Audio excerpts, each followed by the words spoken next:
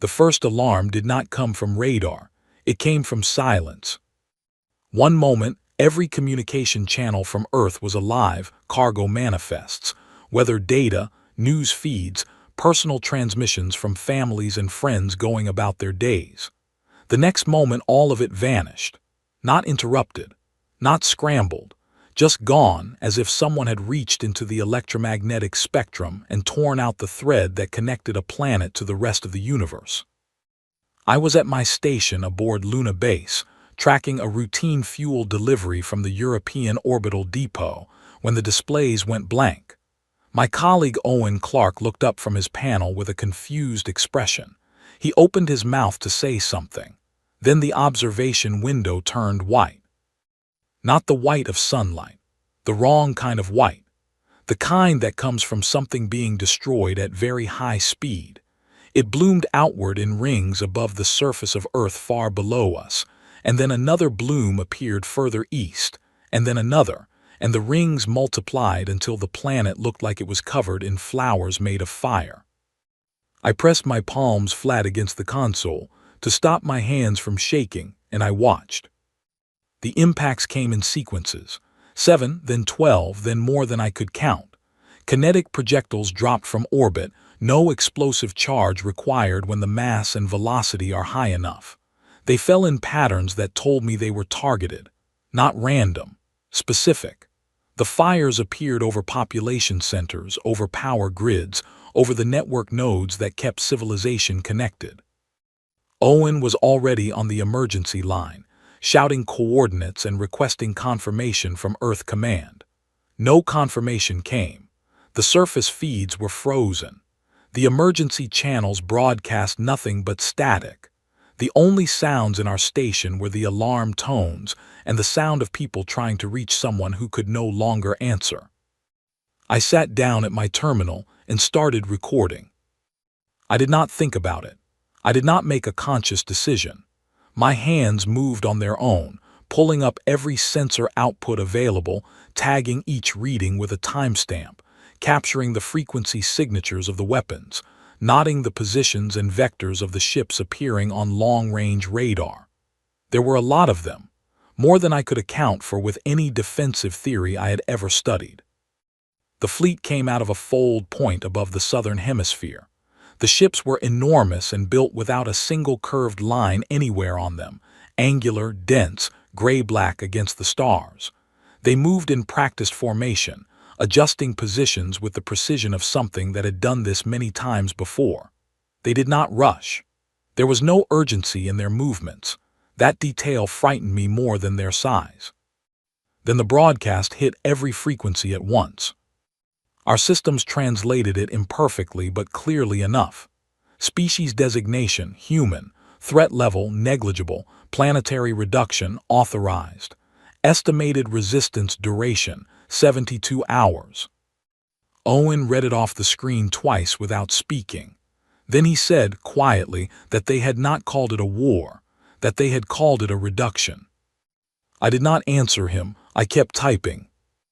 Luna Base had 14 ships available at that moment, 2 cruisers scheduled for maintenance and 12 smaller vessels, a mix of frigates and civilian transports that happened to be docked when the attack began. Our base commander was a woman named Mara Sinclair. She was in her 50s, gray-haired, and had the kind of calm that is not natural but built through years of deliberate practice.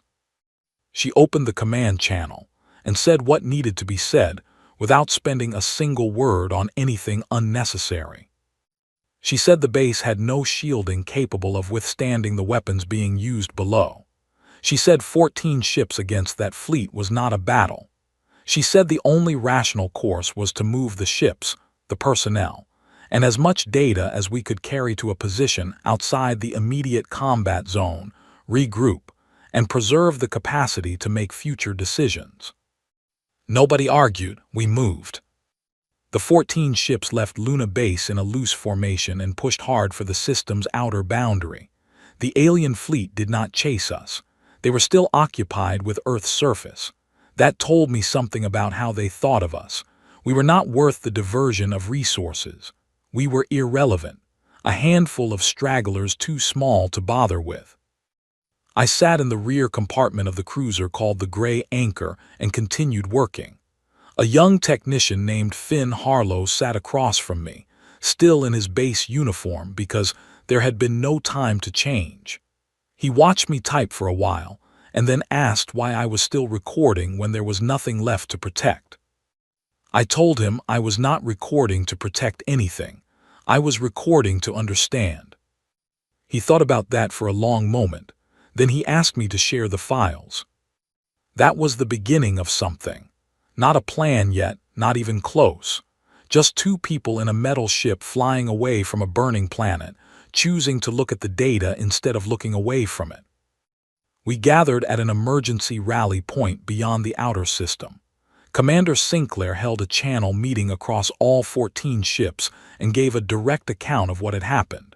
She estimated the number of people on Earth's surface during the strikes in the billions. She did not soften that number or surround it with careful language.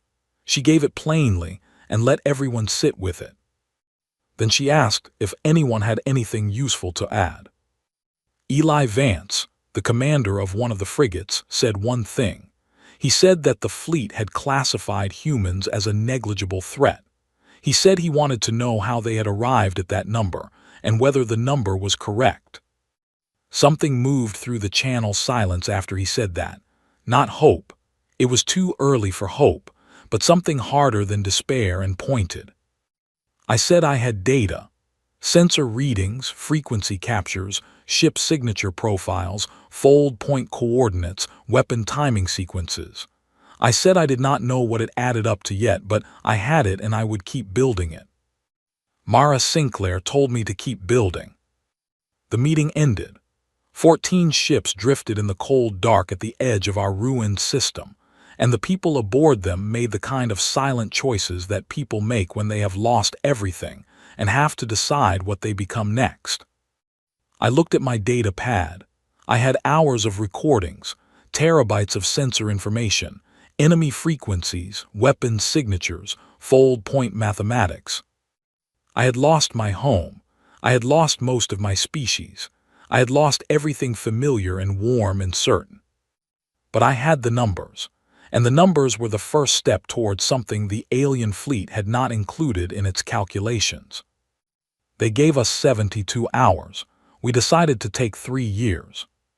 3 years in deep space does not feel like 3 years when every hour is occupied. It does not feel long when you are working. It feels like a single-held breath that stretches across seasons. Every hour of those 3 years was used. Every mind aboard every ship was pointed at one purpose, and that purpose was not survival. We had already survived. The question was what we were going to do with the survival. I need to explain how 14 ships became a force worth fearing, because it did not happen the way stories usually describe it. There was no single genius who solved everything. There was no secret weapon sitting in a forgotten storage bay waiting to be discovered. What happened was slower and stranger, and in many ways more frightening than that. What happened was that human beings, with nowhere else to put their energy, became very focused. We moved the fleet into the Cathara Nebula 6 weeks after the attack. The nebula was dense enough to scatter most conventional sensor sweeps, and far enough from established trade routes that we were unlikely to receive uninvited visitors. It was cold and dark and completely unsuitable for anything comfortable. It was exactly what we needed. The first 6 months were brutal in a way that had nothing to do with enemy action. We had 14 ships not designed for long-term habitation. We had roughly 900 people across all vessels.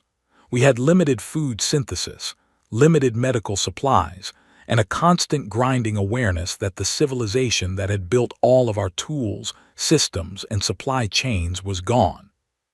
People broke, not everyone and not all at once, but it happened. There were nights, and in space a night is a choice, a decision to dim the lights on a schedule where the grief moved through the fleet like a physical thing. You could hear it in the comm channels. A question asked too quietly. A long pause before an answer came. A voice that started steady and then went rough in the middle of a routine report. I broke too.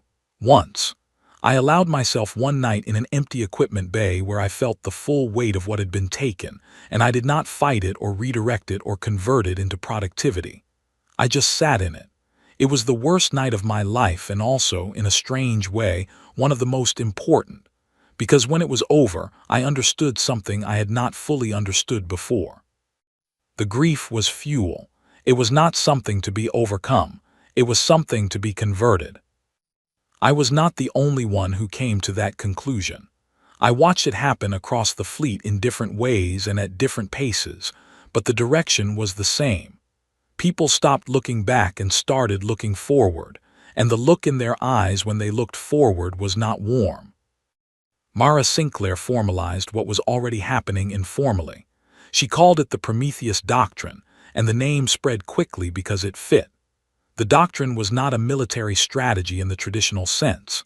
It had no front lines, no formal rules of engagement, no reliance on overwhelming numbers or conventional advantage. It was built on the assumption that we would always be smaller, always be fewer, always be working with less. Given that assumption, the doctrine asked a single question: what do you do when you cannot match the enemy directly?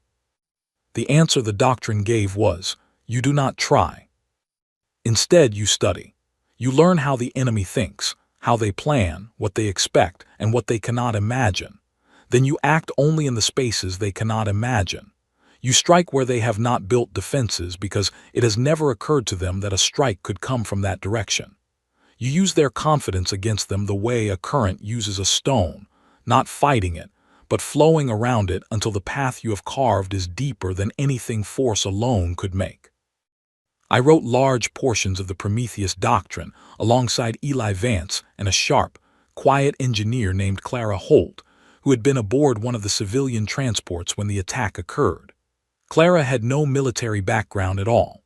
She had been a structural systems designer working on orbital habitats. What she brought to the table was a mind that thought in terms of load-bearing points. Find the single element that everything else depends on and focus your attention there. She was the one who identified the enemy supply chain as our primary target.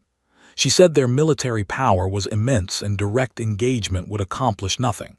But their supply infrastructure, the fuel depots, the manufacturing stations, the ore transport networks that fed their shipbuilding capacity, that was a different kind of target. Disrupt the chain, she said, and the fleet becomes a very large, very expensive collection of metal sitting still. Finn Harlow had become our best signals analyst by the end of the first year. He had taken the raw data I collected during the attack and spent months dissecting it.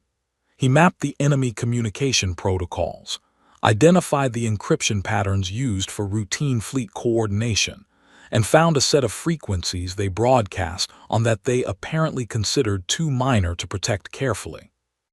Through those frequencies, we began to build a picture of their outer system activity, troop movements, supply shipments, patrol schedules.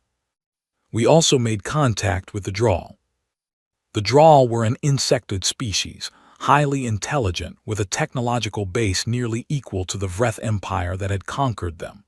They had been absorbed into the Vreth Dominion 40 years before the attack on Earth. They were not slaves in the simplest sense. They were managed, constrained, their resources extracted, their development controlled, their expansion limited to corridors the Vreth permitted. They knew what had happened to Earth. They had been watching. A Drawl agent named Zeth made contact through the minor frequencies Finn had identified. The first message was brief and undecorated. It said, "We know what you are building. We want to help." The first 3 exchanges were cautious. We shared nothing critical. They shared nothing critical. Both sides were testing whether the other was real. Then Zeth sent us something that could not have been fabricated because it was too costly to fake. A complete layout of the Vreth Dominion's outer border defense network, patrol frequencies, station coordinates, the schedules of supply convoys moving along the 2 most critical logistics routes. The information was detailed, current, and confirmed against what Finn had already independently gathered from the open frequencies. They were telling us they were serious. I asked Mara Sinclair how we should respond. She thought for a moment and said we should tell them the truth, that we were not in a position to offer resources, protection, or guarantees.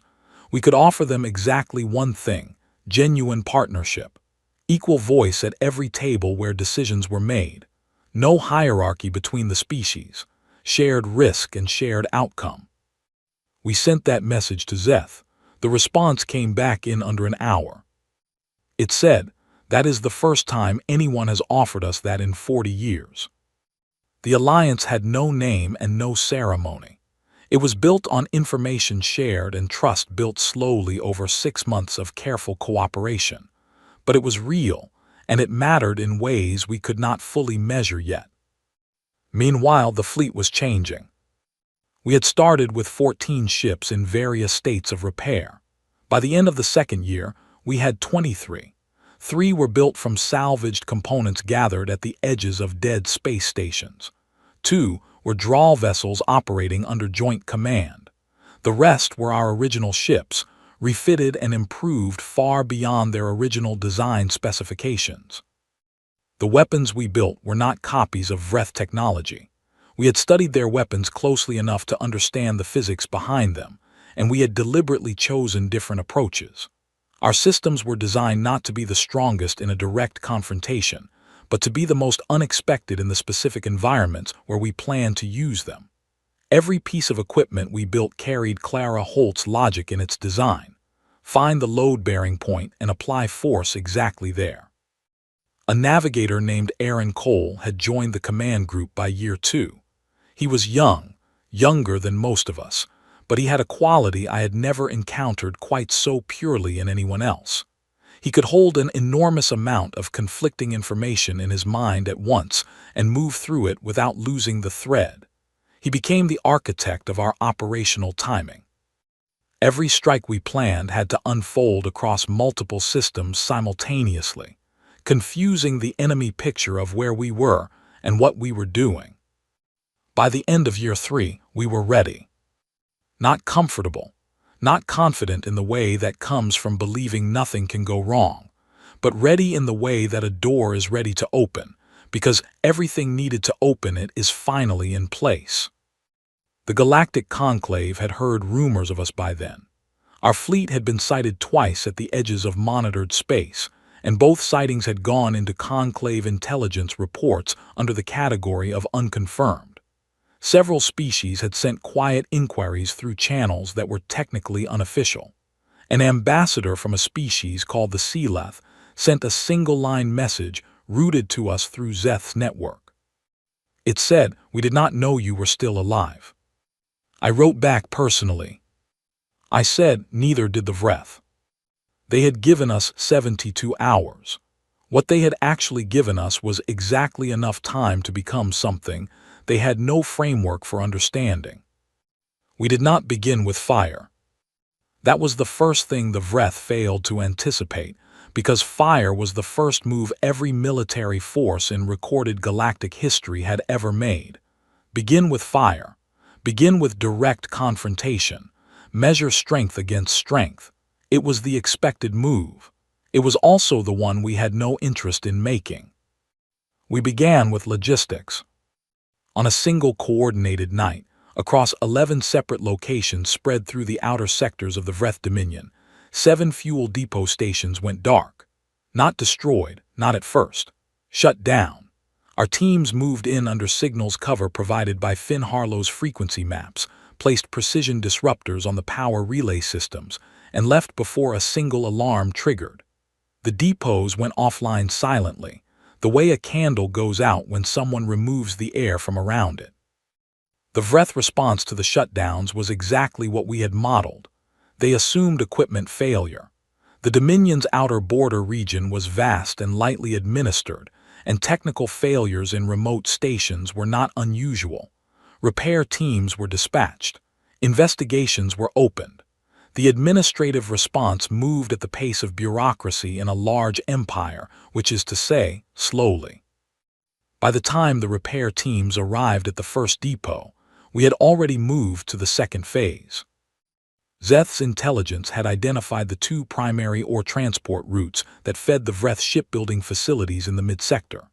Every 30 days, a convoy of 12 freighters made the run from the outer mining stations to the central yards. The convoys were large, slow, and escorted by a small number of patrol ships. The Vreth had never considered them targets because no force in the Dominion's history had ever found value in attacking supply lines rather than military assets directly. Aaron Cole had spent 4 months planning the interception timing. He gave it the designation Operation Pale Ember. Our fleet dropped out of fold at the convoy's midpoint when the escort ships were at their maximum distance from the freighters, executing a routine sweep of the surrounding area. We had timed the fold exit to a 40-second window. We hit that window exactly. But we did not fire on the freighters. Instead, we broadcast a message on the convoy's internal frequency. The message was addressed to the freighter crews and said the following: "This is a human vessel. You have 48 hours to move your ships to the designated safe coordinates I am transmitting to you now. After 48 hours, this route becomes impassable. We have no conflict with transport workers. Leave, and you will not be touched." Then we broadcast the same message on the emergency frequency the escort ships were monitoring. The escort ships turned back immediately, closing the distance to the freighters at maximum speed. I watched them on the sensors and waited. Eli Vance asked me, over the command channel, whether I was certain about this. He said if we let the convoy go, we lost the element of surprise for the next attempt. I told him we were not trying to destroy a convoy. We were trying to change what the Vreth thought we were capable of. An enemy that gives warnings is more frightening than an enemy that simply strikes, because an enemy that gives warnings has decided it does not need to rush. It has decided it has enough time and enough resources to give you a chance you will regret not taking. The freighters held position. The escort ships surrounded them. For 18 hours nothing happened. Then, one by one, the freighter captains made their own decisions. The first to move transmitted a brief message on an open channel saying only that they were civilian contractors and had families. Then they moved to the safe coordinates I had transmitted. By the 36th hour, 9 of the 12 freighters had complied. The remaining 3, under direct orders from a Vreth military commander who had arrived on the scene, held their position. At hour 48, we deployed the route denial system that Clara Holt had designed over the course of 2 years. It was not a weapon in the traditional sense. It was a distributed field of micro-signal disruptors, seated across a volume of space large enough to make fold-point navigation through that corridor completely unreliable for an extended period. The 3 freighters were not harmed. The route simply became unusable. The Vreth High Command's response, intercepted through Finn's frequency network, told us more than any battle assessment could have. There was confusion. There was disagreement about what category of threat to assign us. There were arguments about whether the warnings we had broadcast indicated weakness or an unknown tactical logic. They did not agree on an answer. That disagreement was the point. The next phase targeted something Zeth had flagged as deeply important to Vreth military culture, their projection of invulnerability to the species they governed. The Vreth Dominion controlled 40 star systems and managed dozens of subjugated species by maintaining a consistent image of overwhelming, unquestionable power. That image did not require constant demonstrations. It required the absence of any credible challenge. We were now a credible challenge. We selected the Vreth colony world of Kethsara in the outer administrative zone. It was not a military target. It was a resource extraction colony, home to around 400,000 Vreth civilians and a moderate garrison. We approached it openly and broadcast our presence on every available frequency 3 days before arrival. When we reached orbital distance, we did not fire a single weapon. We established a complete sensor and communications blockade around the planet. Nothing left the surface. Nothing reached it. We then transmitted one message to the colony's administration, to the garrison commander, and simultaneously to every galactic conclave monitoring station within range. The message said, "This colony is economically isolated until the Vreth Dominion agrees to open communication with human representatives. No one on this surface will be harmed. No supplies will be interdicted, but nothing from this colony will reach the Dominion's trade network, and nothing from the network will reach this colony until the Dominion acknowledges our existence." The garrison launched a full-force attack within 6 hours, exactly what their training told them to do. We did not meet it in the way they expected. Aaron Cole had mapped the garrison's likely attack vectors based on the tactical patterns Zeth had provided. We moved through those vectors the way water moves around placed stones, not engaging directly, not retreating, simply refusing to be where the attack was aimed. We were never in the position they fired at. We were always somewhere else, and from those somewhere else positions, we continued to tighten the blockade. The garrison exhausted 30% of its fuel reserves in 4 hours of pursuit that caught nothing. Then they stopped. The Vreth High Command's communication traffic went sharply elevated after that. Finn tracked the surge and told me he had never seen a spike like it from a military command structure that was supposedly winning. A Vreth admiral named Kothvara was assigned direct authority over the human problem. His first action was to dispatch a rapid response fleet of 40 ships toward our last confirmed position. His second action was to broadcast a threat on open military channels warning that any species found providing intelligence to the human faction would face collective consequences. That threat told us something critical. They had figured out we had inside information. They did not know it was the drawl. They were not sure of anything except that someone had talked. The threat also went out on frequencies monitored by every conclave member species. The Sealeth ambassador Aura sent us a message through Zeth's network the same day. It said, "You have the attention of the full chamber. Half of them are frightened of you. The other half are frightened of what happens if the Vreth win." Kothvara's 40 ships arrived at our last confirmed position and found empty space. We had moved 2 days before they arrived, using fold coordinates Zeth had provided through a routing path that bypassed 3 known Vreth sensor arrays. The fleet searched for 11 days, found nothing, and returned to base. In those 11 days, we had sealed 2 more supply routes, established contact with 3 additional subjugated species, and mapped the entire defensive architecture around the Vreth home system. Operation Pale Ember ended with the Vreth Dominion's outer sector in a state of low, persistent confusion. Nothing was catastrophically damaged. No military force had been crushed, but the absolute certainty that had moved through their fleet like gravity, the belief that they operated in a space where no challenge was possible, had developed a crack. And cracks, given enough pressure applied at exactly the right place, do not stop at cracks. The plan for the final engagement had one rule above all others: the galaxy had to see it. Not because we needed witnesses for our own sake, but because the species of the Galactic Conclave had spent years watching the Vreth Dominion operate with total impunity, and they needed to see, with absolute clarity and in real time, what the consequence of that silence looked like when the bill finally arrived. We broadcast our approach to the Vreth home system on open frequencies 48 hours before we arrived, not to give them time to prepare. They had been preparing for months. We broadcast it because every conclave monitoring station in range would pick up the signal and every species with a receiver would know what was coming. Aura transmitted a brief acknowledgement. She said the conclave chamber had gone into emergency session the moment our broadcast was detected. She said they were debating whether to intervene. I said they are welcome to watch. She said nothing more, but the channel stayed open.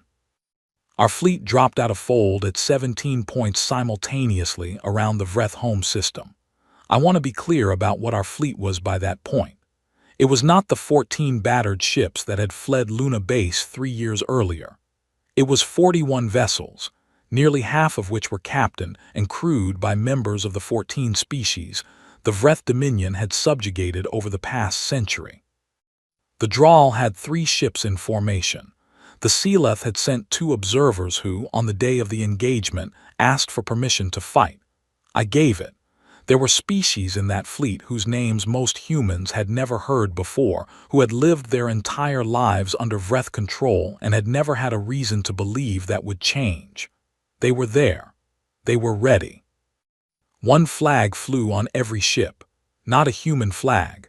A new one, a design Finn Harlow had proposed and Clara Holt had refined, that none of the individual species had flown before. It meant nothing except, we chose this together. Vreth Admiral Kothvara opened a hail within 60 seconds of our arrival. I accepted it. He was composed.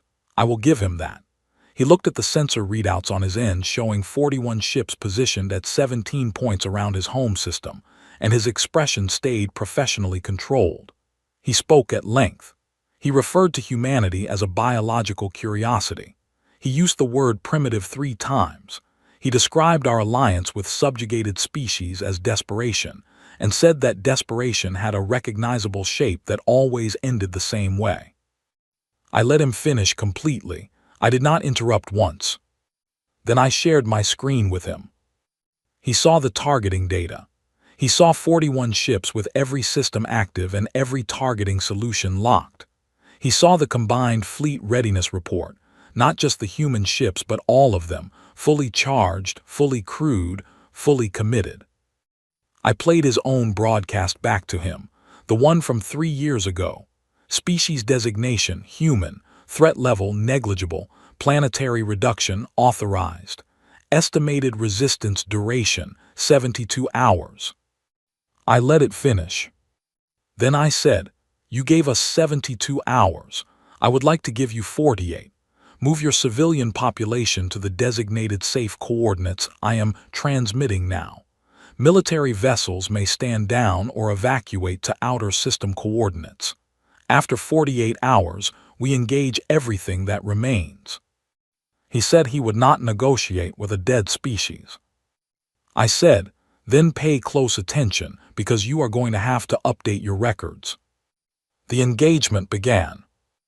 Aaron Cole ran the tactical coordination from the Gray Anchor's command deck. He had spent months building a model of the Vreth home system's defensive layout, and the model was accurate. Every defensive station, every orbital platform, every patrol corridor mapped, and our engagement designed around one central principle. We were not there to demonstrate power. We were there to make them understand that their power had a ceiling, and we had found it. The Vreth launched their full defensive force within the first 10 minutes. It was enormous. Even accounting for the damage we had done to their supply capacity over the previous months, their home system defense was substantial. In raw numbers, they outmatched us considerably. Raw numbers were not what this engagement was about. Finn Harlow's signals team jammed the Vreth fleet command frequencies at the precise moment their defensive force reached maximum deployment. Not a full blackout, a surgical interference that disrupted only the fleet-wide coordination channels while leaving individual ship communication intact. It was a capability he had been developing for 2 years, designed specifically for this moment. Kothvara could still talk to his ships. He just could not talk to all of them at the same time, in the organized way a coordinated defense requires. Their formation fractured into segments. We did not try to defeat each segment. We simply moved. Aaron's navigation plan pushed our fleet through the gaps in the fractured Vreth formation, never holding a fixed position long enough to be surrounded, never committing to a direct exchange that would favor their numbers. We moved like a current through their defense, and every time we moved, we tightened the ring around the inner system. Clara's logic was applied to the Vreth home system's power grid. There were 3 primary stations that fed the entire defensive network. She had identified them from astronomical data and confirmed them from Zeth's intelligence. We assigned 6 ships to each station and held them as secondary targets, not engaged immediately, held in reserve, so that Kothvara knew they were there and had to commit resources to protecting them. That commitment split his force further. 40 minutes into the engagement, the first Vreth civilian broadcast reached the open frequencies. It was a population plea addressed to the Galactic Conclave, asking for immediate intervention. The Conclave chamber, as I learned later from Aura's account, went absolutely still. The chair called a vote on intervention.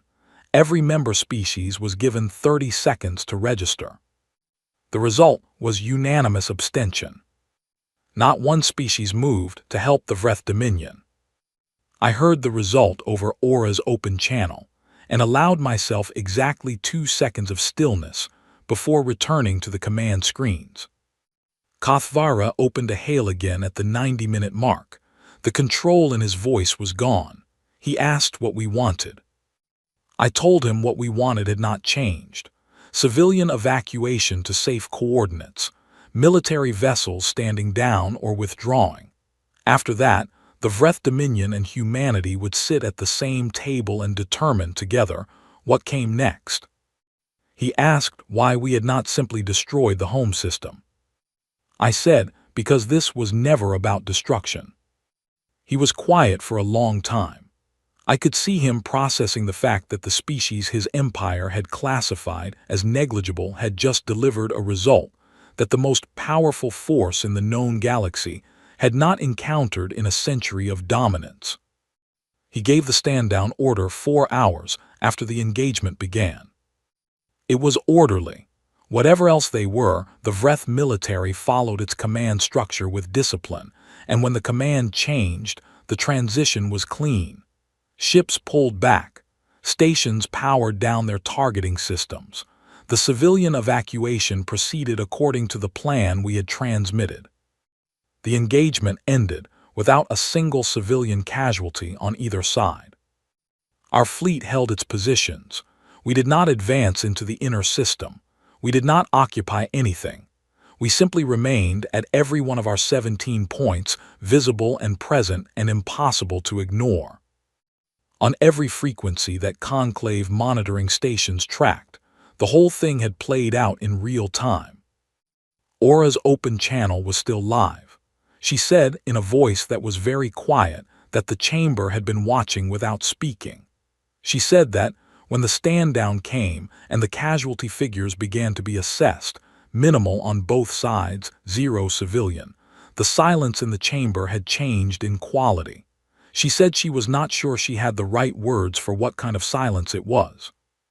I told her I thought I understood. I looked around the gray anchor's command deck. Owen Clark was at his station, his face drawn and focused. Finn Harlow was running post-engagement frequency analysis, his hands moving with the automatic ease of someone who had been doing the same work for 3 years. Aaron Cole had leaned back in his chair and was staring at the ceiling with the expression of someone who has been holding a very complicated thought for a very long time and has just finally been allowed to set it down. I thought about Mara Sinclair, who had died in the 14th month in a reactor accident and had not lived to see this day. I thought about Eli Vance, commanding a ship on the other side of the Vreth home system right now. I thought about Zeth, whose risk in providing us intelligence had been greater than any of ours. I thought about the 3 billion and more who had been on Earth's surface when it burned. The Vreth Dominion had told us that our estimated resistance duration was 72 hours. What they had not known was that the most dangerous thing you can do to a human being is convince them, at the moment of greatest loss, that the situation is hopeless. Because some people hear hopeless and stop. And some people hear hopeless and start making calculations. 6 months after the Vreth home system engagement, I stood before the Galactic Conclave Assembly on New Geneva Station, and I was the quietest person in a room that held 10,000 beings representing 200 species. Let me describe that room, because its physical reality matters. New Geneva Station was built at a gravitational midpoint between three inhabited systems, a compromised location chosen because it belonged entirely to no one. The assembly hall was spherical, with every species arranged in tiered sections curving around a central speaking platform. The air was managed to accommodate dozens of different atmospheric requirements at once, which gave it a slightly metallic quality. The sound system translated everything in real time into every registered language in the conclave database. When I walked to the central platform, the room did not react with noise or motion. It went still. 200 species watching one human being walk to the center of a sphere and stand there, and the collective decision of that room was to hold its breath. I had prepared for this moment in ways I had not prepared for the engagement at Vreth Prime. The engagement had required precision and timing, and 3 years of operational planning. This required something different.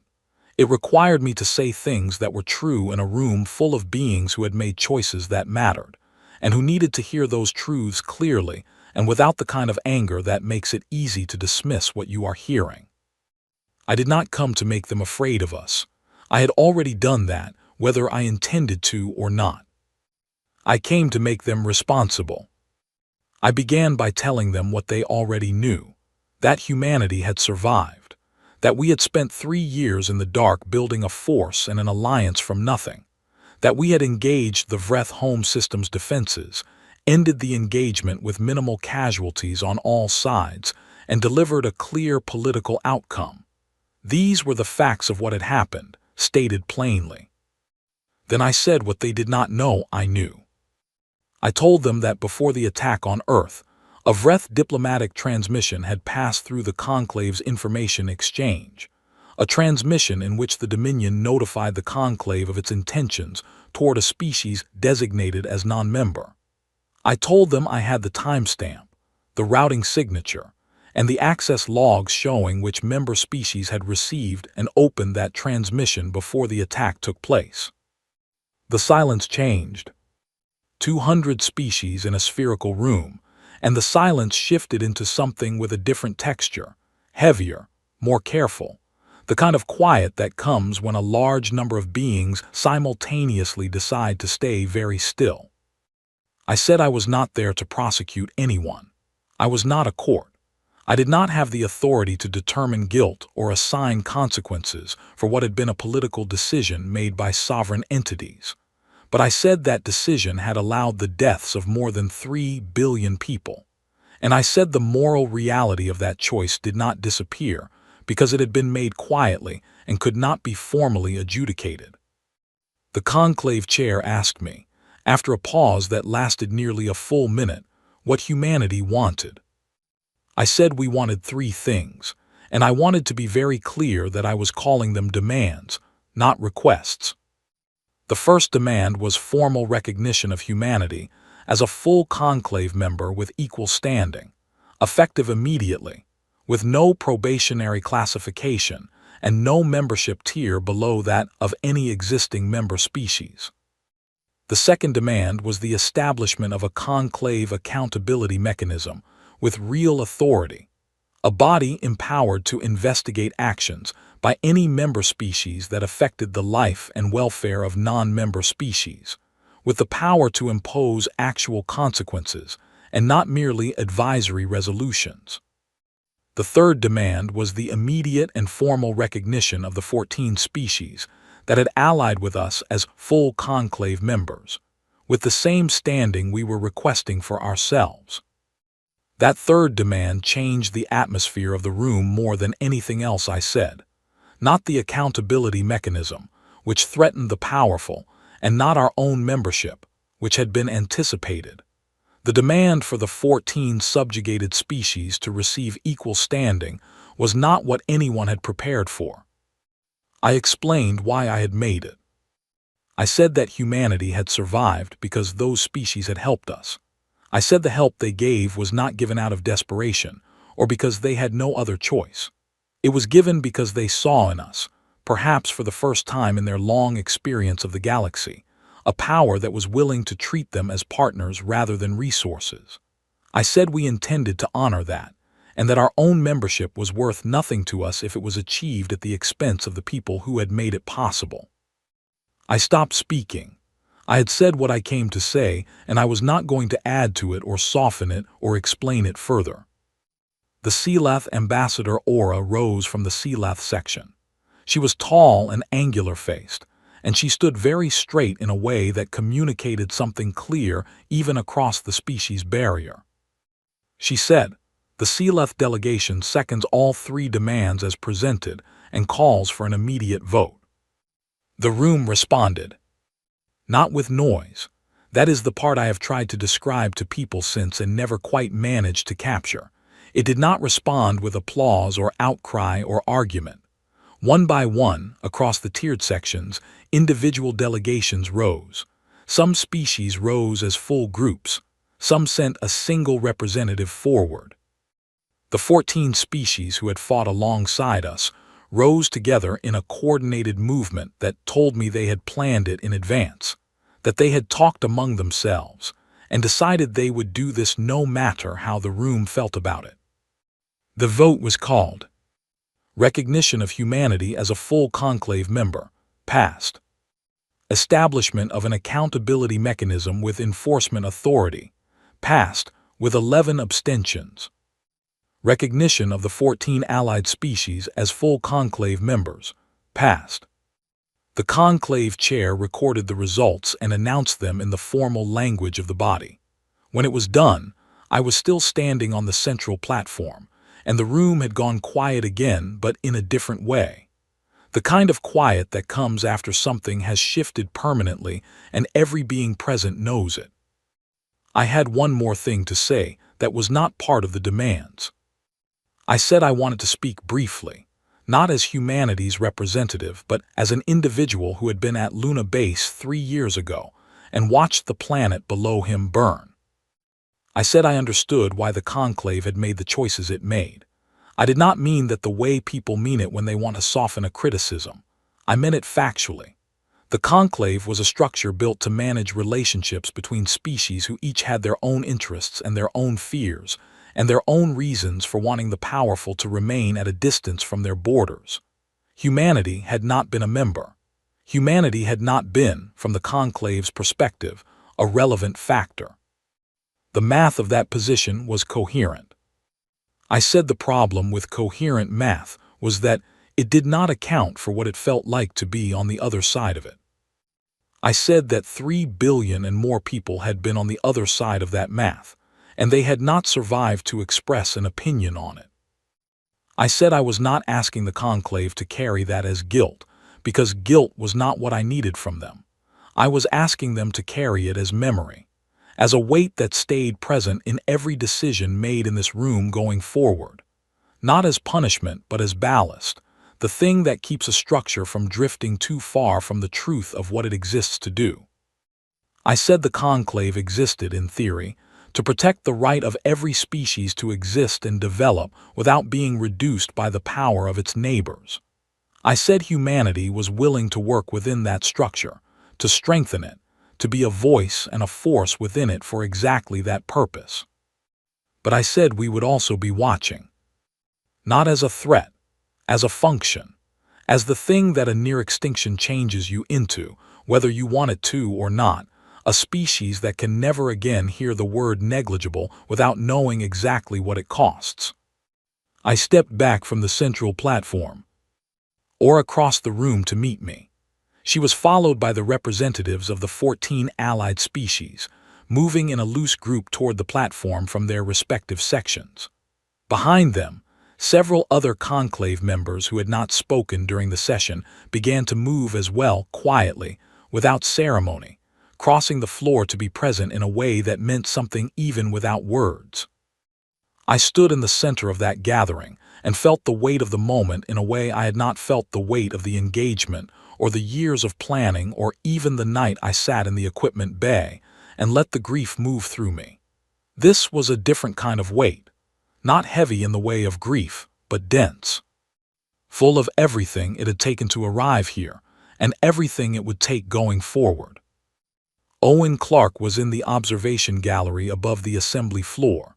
He found my eye through the transparent partition and held up his data pad, the same gesture he had made 3 years ago in the rear compartment of the gray Anchor, asking me to share the files.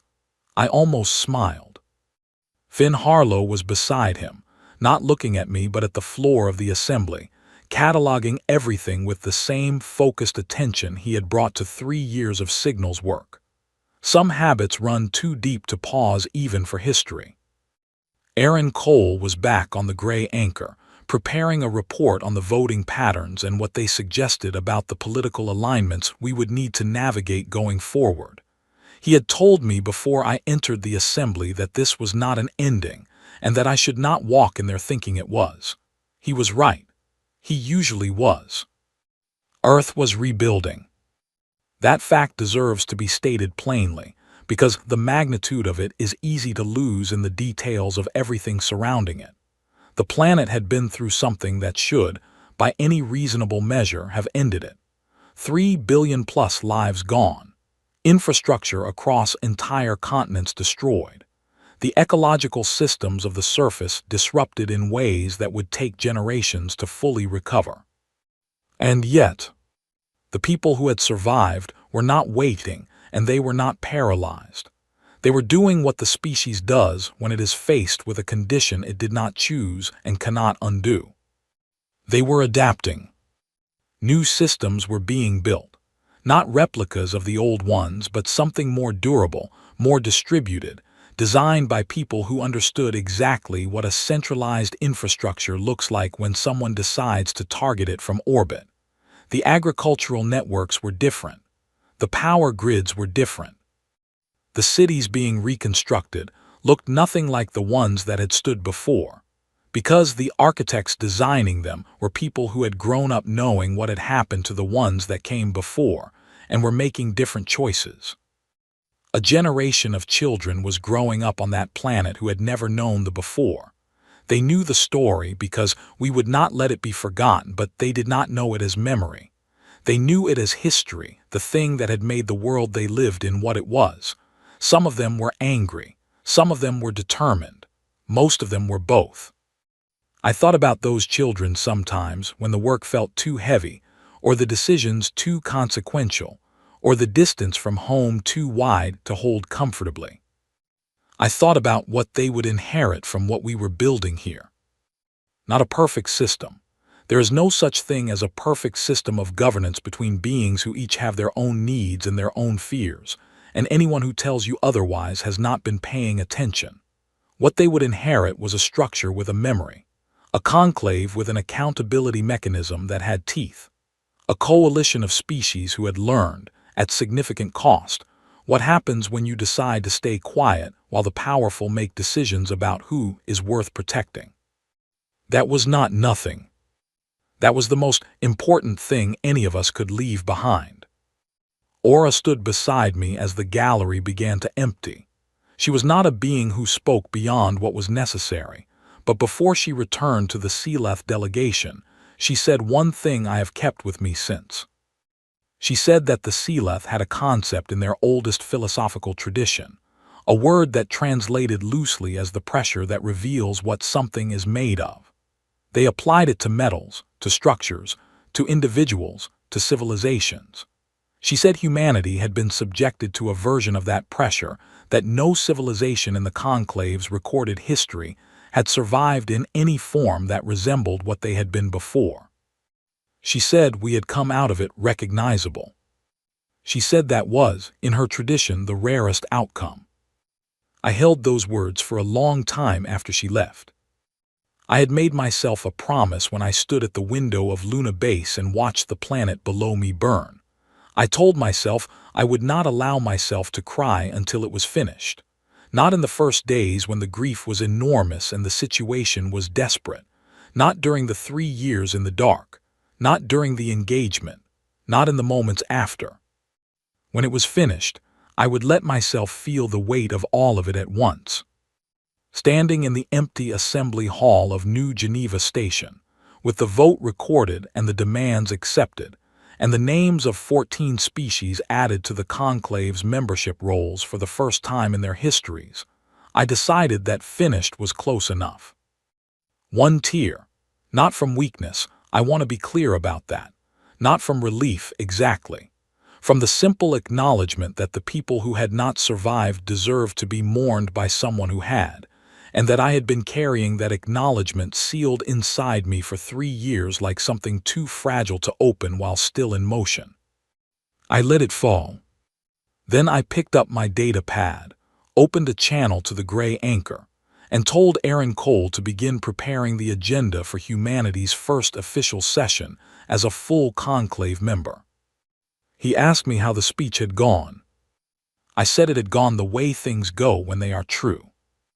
He said that was not a very specific answer. I said no, but it is an accurate one. The gray anchor confirmed receipt of the post-session data package. Finn's analysis was already running. The work was already continuing. The galaxy had watched us arrive in this room and make demands and receive them, and now the harder, longer, less dramatic work of making those demands mean something real over time was beginning. They had burned our world to silence us. What they had created instead was a species that had learned, in the hardest possible way, what it cost to go unheard. We were heard now, and we intended to make sure that every civilization that might one day find itself classified as negligible by something larger and more powerful than itself would be heard as well. Not because we were heroes. We were not heroes. We were survivors who had made a series of choices about what to do with the survival, and not all of those choices had been clean or simple or free of cost. But we were here. And in the end, being here, standing in the room, speaking plainly, refusing to be reduced to a footnote in someone else's history, that was the point. That had always been the point.